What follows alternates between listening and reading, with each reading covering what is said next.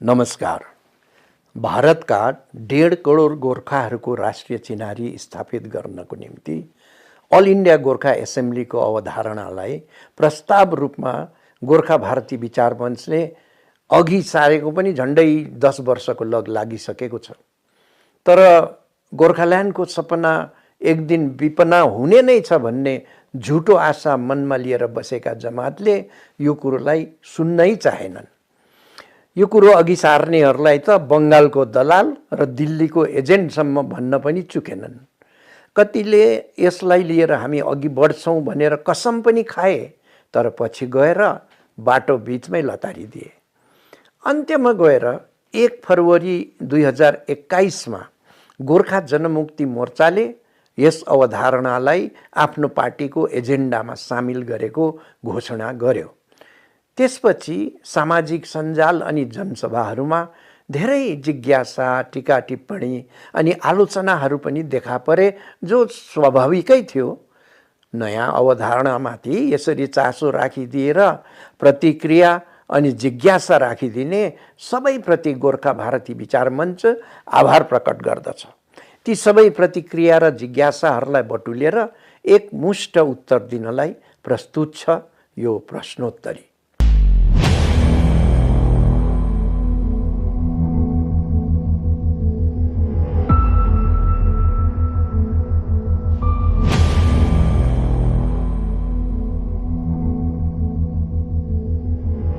होइन, पक्रेको चाहिँ कसले छ? आज बङ्गाल विधानसभाको चुनाव लड्न तम्सिएका कुन चाहिँ पार्टीले गोर्खाल्यान्डलाई एजेन्डा बनाएको छ भन्नुहोस् त? टिएमसी, जिटिए 1 र जिटिए 2ले गोर्खाल्यान्ड भनेका छैनन्, भन्ने पनि होइनन्। अनि भाजपा लगायत भाजपा गठबन्धनका दलहरूले पिपिएस भन्दैछन्, जो सबैलाई थाहा छ गोर्खाल्यान्ड हुँदै होइन। अब गोर्खाल्यान्ड भएदेखि गोर्खाल्यान्ड नै भनिहाल्थे नि, किन पिपिएस र टिपिएस भनिबस्थे, होइन र?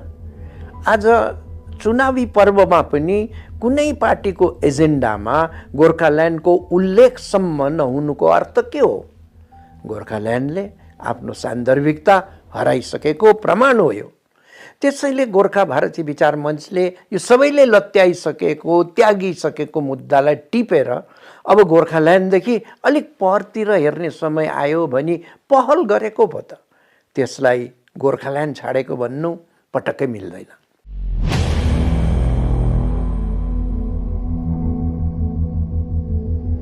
हुन्छ नि, यस्तो व्यवस्था सम्भव छ। उत्तर पूर्वाञ्चलका कतिपय जिल्लाहरूमा स्थापित डिस्ट्रिक्ट काउन्सिल्स अनि त्यो आसामको गोर्खा डेभलपमेन्ट काउन्सिलको आफ्नो कुनै निर्दिष्ट क्षेत्र नै छैन। यसलाई सेटेलाइट कन्सेप्ट भनिन्छ। एउटै क्षेत्रभित्र बाँध्न नसकिने गरी छरपस्टिएका जाति गोष्ठीहरूको निम्ति यस्ता सेटेलाइट शैलीको व्यवस्था गरिने प्रावधान पहिलेदेखि नै छ नि। त्यसैले भारतभरि छरिएर बसेका गोर्खा जातिलाई समग्रतामा एकमुष्ट केही दिनु हो भने यो नै सर्वोत्तम व्यवस्था हुनेछ। यो व्यवस्थामा गोर्खाहरूको निम्ति कुनै निर्दिष्ट क्षेत्रको आवश्यकता नै पर्दैन। भारतभरिकै गोर्खाहरूले यसमा सहभागिता पाएर लाभार्थी पनि बन्नेछन्।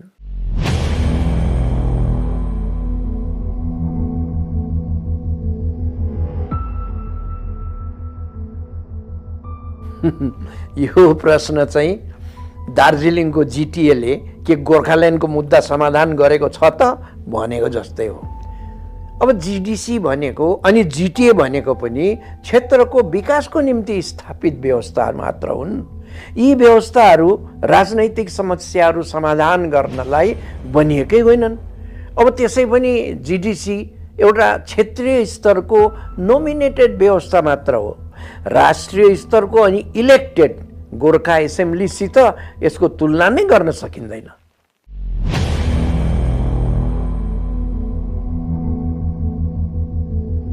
आठौं अनुसूचीमा नेपाली भाषा थप्न सकिन्छ भन्ने कुरो पनि संविधानमा कहाँ थियो र? संविधान भनेको केही कुरो थप्नै नमिल्ने धर्मशास्त्र होइन नि। यो बाइबल, कुरान अनि गीता होइन। फेरि यहाँ कुरो संविधानमा छ कि छैन भन्ने होइन, तर यस्तो व्यवस्था पाएको खण्डमा 1.5 करोड गोर्खाहरूको राष्ट्रिय चिनारी स्थापित हुन्छ कि हुँदैन? अनि यस्तो व्यवस्थाले भारतभरिका गोर्खाहरू लाभार्थी बन्छन् कि बन्दैनन् भन्ने पो हो त। यदि यसले गोर्खाको राष्ट्रिय चिनारी स्थापित हुन्छ अनि सारा भारतका गोर्खाहरू प्रत्यक्ष लाभार्थी पनि बन्छन् भने गोर्खा जातिलाई न्याय दिन अवश्य नै संविधान संशोधन गरिनुपर्छ, बेशक गरिनुपर्छ। भविष्यमा गएर यस्तै थप नयाँ कुरोहरू आइबस्छन् भन्ने बुझेर नै संविधान निर्माताहरूले संविधानमा संशोधनको प्रावधान राखिदिएका हुन्।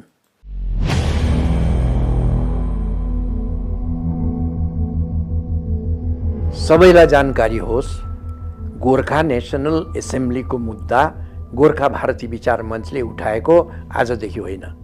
चुनाव नभएकै अवधिमा पनि यो मुद्दालाई निरन्तर उठाइएकै हो। देशका राष्ट्रिय अनि क्षेत्रीय सबै दलहरूको हात हातमा पुगिसकेको छ यो मुद्दा। केन्द्रको भाजपा लगायत कुनै पनि पार्टीले यस मुद्दालाई हुन सक्दैन, असम्भव छ भनेको छैन आजसम्म। यही मुद्दा बुझेर नै भाजपा राज्य अध्यक्ष दिलीप घोषले हाम्रो त राष्ट्रिय पार्टी हो, त्यसैले हामी दार्जिलिङका गोर्खाहरूको मात्र होइन तर सारा भारतका गोर्खाहरूको पक्षमा न्याय दिनेछौँ भनेका हुन्। यही मुद्दा बुझेर नै सांसद राजु विष्टले पनि म 1.5 करोड गोर्खाहरूको पक्षमा बोल्छु, कसैको बाउको ताकत छ भने रोकेर देखाओस् भनी हुङ्कार पिटेका हुन्। तर कुनै पनि पार्टीले यस मुद्दालाई उठाएर आफ्नो राजनैतिक एजेन्डा बनाउने साहस पनि देखाएनन्। सबैजना चिप बार्गेनिङमा लागिरहे। एक मुठी चिउरामै मनाउन सकिन्छ भने यिनीहरूलाई बोरै चाहिँ किन दिनु भन्ने सङ्कीर्ण मनोवृत्ति। यस मुद्दालाई स्वीकार गरेर आफ्नो राजनैतिक एजेन्डा बनाउने आँट चाहिँ गोर्खा जनमुक्ति मोर्चाले मात्र देखायो। हाम्रो उद्घोष थियो, जो हामीसित उभिन्छन् हामी उनीहरूसितै उभिन्छौँ। त्यसैले आज हामी गोजामुमोसित उभिएका छौँ।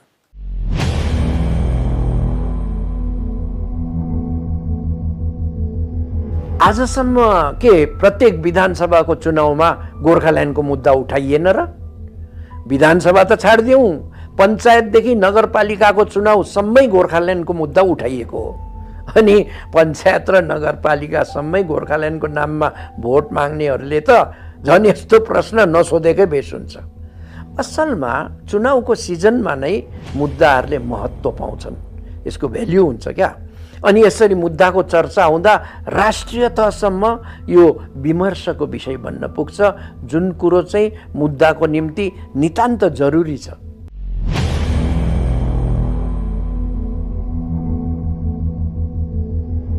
यही प्रश्न केन्द्रका एकजना ठुला नेताले पनि सोधेका थिए।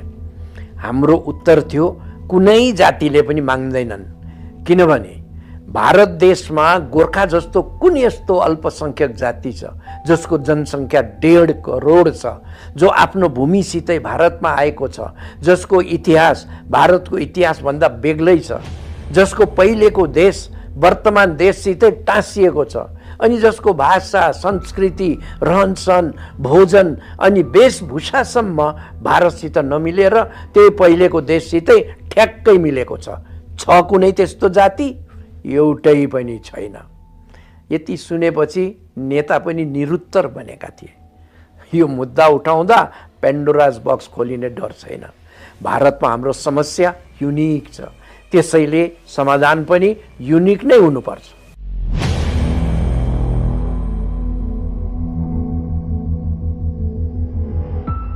यो पनि गलत धारणा हो। हेर्नुहोस्, 1991-92 मा नेपाली भाषाको मान्यताको अन्तिम समयमा केन्द्रमा कङ्ग्रेसको सरकार थियो अनि नेपाली भाषाको मुद्दा कङ्ग्रेसको मेनिफेस्टोमा थिएन। नेपाली भाषाको मुद्दा त्यस समयको विपक्षी दल भाजपाको चुनावी एजेन्डामा थियो। त्यही माथि दार्जिलिङका गोरामुमो समर्थित कङ्ग्रेसी सांसदले त घोर विरोध पनि गरिरहेका थिए नेपाली भाषाको त्यस समयमा। त्यस समयमा भारतीय नेपाली राष्ट्रिय परिषदको सशक्त पहल अनि शक्तिशाली विपक्ष भाजपाको चाप पनि कङ्ग्रेसलाई बाध्य बनाउनुमा एउटा फ्याक्टर बनेको थियो। उसरी नै छैटौँ अनुसूचीको बिल त संसदको पटलमा 3 ताकका सत्ताधारी दल कङ्ग्रेसका गृहमन्त्रीले राखेका हुन्। होम मिनिस्टरले प्लेस गरेको बिल हो यो, तर विपक्षी भाजपाको विरोधले त्यो बिल पास हुन सकेन। स्ट्यान्डिङ कमिटीमा पठाइयो अनि थन्कियो। संसदीय प्रणालीमा यस्ता सवालहरूमा विपक्षले पनि प्रभावकारी भूमिका खेल्न सक्छ भन्ने ज्वलन्त प्रमाणहरू हुन् यी।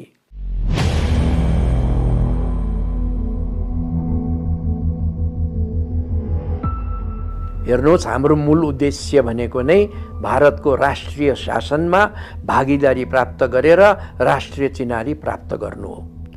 अल इन्डिया गोर्खा एसेम्ब्लीको स्थापनाले 1.5 करोड गोर्खाहरूको वर्षौं दिनको जनाकांक्षा पूर्ण हुन्छ। त्यो नै सानो लाभ हो त। अब व्यवस्था बनिएपछि त त्यसबाट राष्ट्रिय स्तरमा पाइने धेरै सुख सुविधा सहुलियतहरू त पाइन्छन् नै। ठी सबै त पाउ नै भन्दा पनि भयो नि।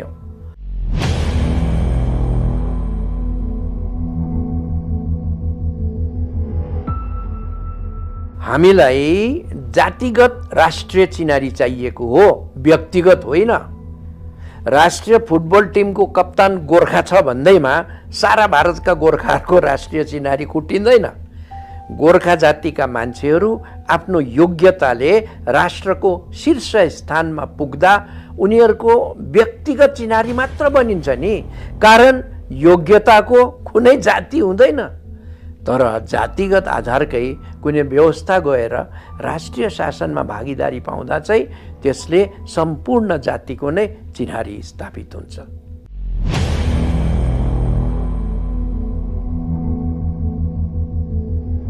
गोर्खा भारतीय विचार मञ्चको प्रस्तावना अनुसार गोर्खा एसेम्ब्लीलाई केन्द्रको कुनै उचित मन्त्रालय अन्तर्गत राखिनेछ, यस्तो प्रस्ताव गरिएको छ। अनि त्यही मन्त्रालयको विशेष वित्तीय सहयोगमा यो व्यवस्था चल्नेछ। अनि जसरी जिटिएको बजेट बङ्गाल विधानसभामा पारित हुन्छ, उसरी नै अल इन्डिया गोर्खा एसेम्ब्लीको वित्तीय सहयोगको बजेट संसदद्वारा पारित गरिनेछ।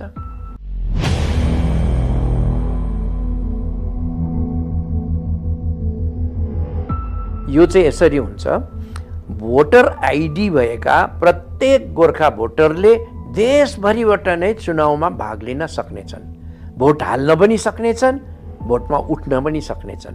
तर चुनाव प्रक्रियाको आधार, व्यवस्थाको कार्यशैली अनि क्षमताहरू निर्णय गर्नलाई भने एउटा एक्सपर्ट कमिटीको प्रस्ताव राखिएको छ।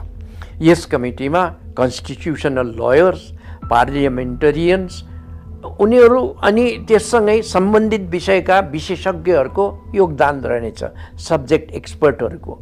यसै कमिटीले नै तय गर्नेछ गोर्खा एसेम्ब्लीको अन्तिम राष्ट्रिय प्रारूप अनि यसको कार्यक्षमता पनि।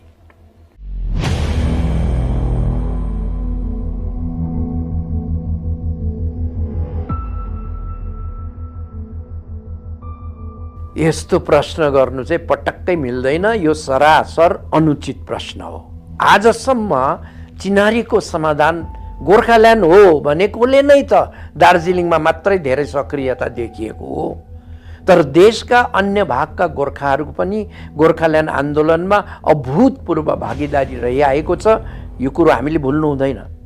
त्यो योगदान चाहे दिल्लीमा होस् अथवा आफ्नै राज्यहरूमा जुलुस वा सङ्गोष्ठी आदि गर्नुमा होस् या त अर्थ सङ्ग्रह गरेर केन्द्र स्थलमा पठाउनुमा होस्, उनीहरूको योगदान अब्बल दर्जाको छ। तर अब त हामी राष्ट्रिय स्तरमा नै गोर्खाहरूको भागीदारीको कुरा गरिरहेका छौँ। अनि गोर्खा एसेम्ब्लीले उनीहरूलाई शासनमा भागीदारी मात्र होइन तर प्रत्यक्ष लाभार्थी पनि बनाएपछि त यस अभियानमा राष्ट्रभरिकै गोर्खाहरूको भागीदारी अब कैयौँ गुणा बढेर जानेछ अवश्य नै। याद राख्नुहोस्, गोर्खाल्यान्ड हिजोको सपना थियो भने अल इन्डिया गोर्खा एसेम्ब्ली आजको यथार्थ हो। जय गोर्खा, जय हिन्द, वन्दे मातरम।